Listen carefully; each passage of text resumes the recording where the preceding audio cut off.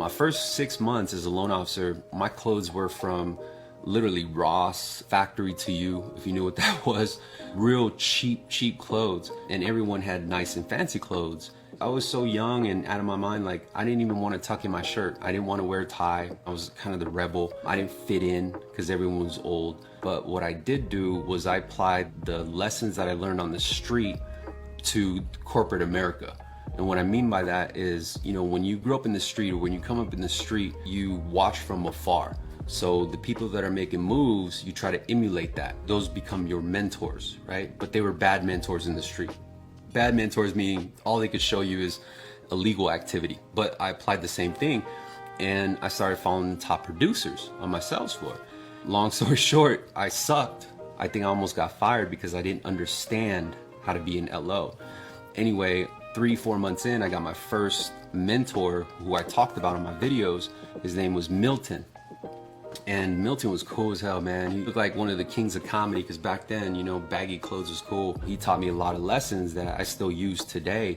And shout out to Milton, man. I hope he's alive, I hope he's doing good. But Milton was someone who I looked up to. He was like an OG, but in the corporate era. And I went under his wing and I tried to learn from him. I was reading. And what I did to change my outcome was I wanted it. It was the desire, right? Because there's a lot of LOs on this team who just clocked in, clocked out. You know what I mean? It was a normal job to them.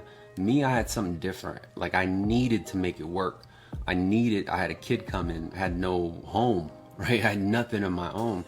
And that's where I'm coming from. So I had to make it work. And how I'd make it work was I put in the hours. I put in the repetition. I only followed and listened to certain people. And this is something that you can put in place right now. This is something that you need to do right now. So soak it up, because if you're new into the industry and you're broke or you're not making as much as your team, this is where you start. This is the fun part, right? Because at some point, you're gonna make the money. You're gonna end up killing everyone on your sales floor. The thing is though, is that, okay, then what? So you gotta keep pushing yourself, right? Because at some point, and it took a while, but I became the best LO on that floor and I got promoted to a manager. But I was too young, you know, I shouldn't have become a manager. I thought it was cool because I had a title, but I lost money in doing that. And so for those of you who might be thinking like, yeah, I'm trying to be a manager and do all that and make more money, sometimes you don't as a manager. It's cool to have a title, but if you broke, what's that title doing for you?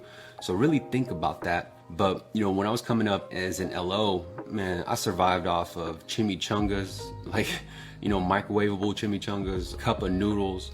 You know, other LOs were going to restaurants. It was right by the block in Orange. They were going to fancy restaurants. Man, I packed my lunch, bro. And I was broke. You know, when these LOs would go out to bars, I couldn't go.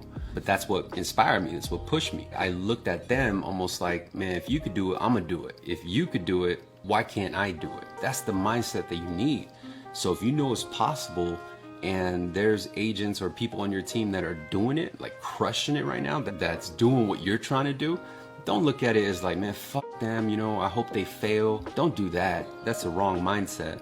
What you gotta do is salute them and be like, hey bro, get yours. Be fucking happy for them, right? There's more to go, you know, around this world for all of us to get it.